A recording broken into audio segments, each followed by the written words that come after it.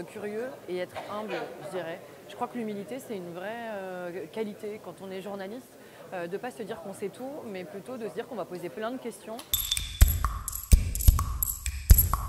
On aimerait que tous les journalistes de sport soient dans la même équipe, mais j'avoue qu'avec l'association Femmes Journalistes de Sport, on a encore tellement souvent de sexisme qui nous est rapporté dans les différentes rédactions sportives. Et puis c'est ce qu'a dénoncé Marie Portolano dans son documentaire Je ne suis pas une salope, je suis une journaliste, et dans son livre Je suis la femme du plateau qui vient de paraître, que vraiment il faudrait qu'on arrive à être toutes et tous dans la même équipe, mais il y a encore du progrès à faire pour qu'on puisse tout simplement travailler en mixité, qu'il y ait davantage de femmes dans la rédaction de sport et que ça se passe mieux. On pourrait penser que c'est le soir et que c'est le moment où du coup, par exemple, si on commente un match, le moment du bouclage, etc., où on est dans la pression, dans la vitesse, etc. Mais ça, je dirais qu'avec le temps, on sait de mieux en mieux le gérer.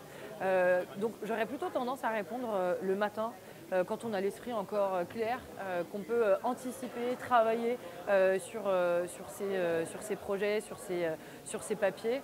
C'est un moment qui peut être décisif sur l'ensemble de la journée et de la semaine, donc le lundi matin même, je dirais. Ne surtout pas croire que parce qu'on fait ce métier depuis 10 ans, 20 ans, 30 ans, on sait déjà tout et on sait comment faire.